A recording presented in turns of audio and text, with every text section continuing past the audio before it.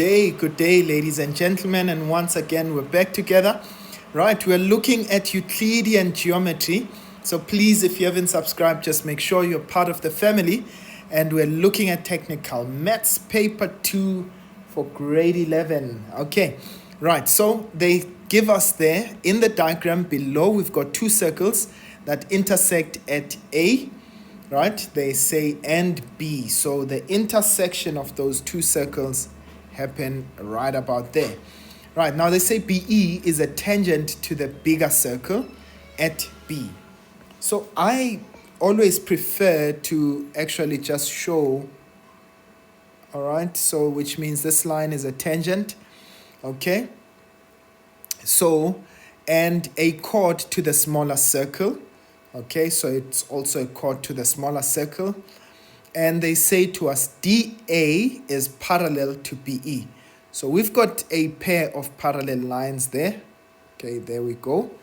All right. And again, they say that DA bisects CAB. So there is CAB. So they say this is bisected, meaning that A1 and A2 should be equal. Okay, those two angles are equal. Right, now let's answer the questions that they are asking us. Okay, so they said ABE is 40. So this angle here is 40 degrees. Right, now they want us to name with reasons 7 other angles that are equal to ABE, that are equal to 40 degrees. Now, ladies and gents, let's start with the very obvious one, the first one, which is, well, we know that we've got a tangent there. So the tan chord theorem. So the angle between the tangent and the chord is equal to the angle on the opposite side of that chord. Okay, so which means that D2, that's 40. Okay.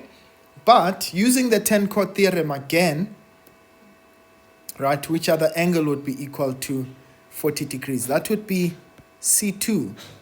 You can either use angles on the same segment, okay, with D2.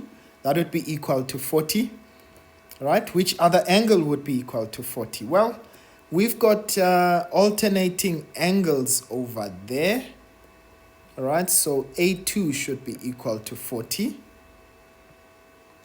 Right, because of alternating angles. Remember that we've got parallel lines, and so we've got a pair of alternating angles. Right, and then, but we know that A1 is equal to A2, so that should be 40 degrees as well, okay, because A1 is equal to A2, but that means that B3 is now equal to 40 degrees. That's angle on the same segment with A1. Okay, that also means C1 is equal to 40. Again, angles on the same segment. So I seem to have found 6 angles. All right. Oh, yeah, the last one would be E is 40 degrees because of corresponding angles. A1 and angle E are equal to 40 degrees. All right, so those are the 7 angles. All right, let's write them down. So we said firstly, B1, angle B1 is equal to angle D2,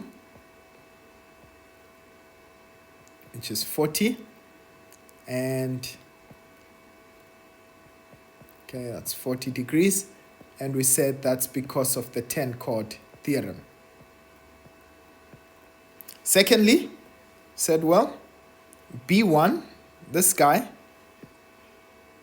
is also equal to A2.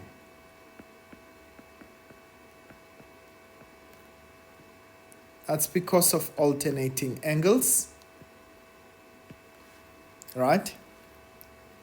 So just to remove them so that you see it as I populate it. So I said firstly B1 is equal to D2. That's 40, tan chord. But B1 is also equal to A2. That's alternating angles. And now we're going to say, well, D2 is equal to C2. Those are angles on the same segment. Okay, so there's C2 there. And we said, well, A2 is equal to C1.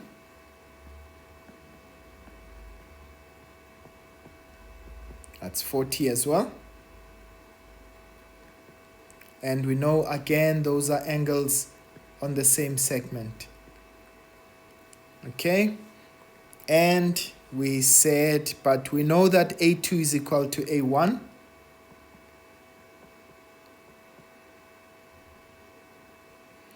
Okay, because it was given to us that DA bisects CAB. The next one, right? So we know that that is also equal there. Okay, and we said A1 is equal to B3. That's angles on the same segment. And then finally, we said, well, A1 is equal to angle E. These are corresponding angles, right? So A1 is equal to E, and all of those are equal to 40 degrees. So this one would be corresponding angles. All right, so there it is, ladies and gents. And then finally, they say determine the size of angle A3. Now I want you to note, we already know that A1 and A2 are 40 degrees each. Okay, so what do we note? Angle A1 plus angle A2 plus angle A3 would be 180. Sum of angles on a straight line. Okay, and so in that case it means that A3 would be 180 minus 2 times 40, and that gives us 100 degrees. So that means A3 is equal to 100 degrees. So ladies and gents, that is really how the cookie crumbles on this question, right? We are going to be looking at question 6 next. It is quite an interesting question, but for now, I'll see you guys next time. Sharp, sharp.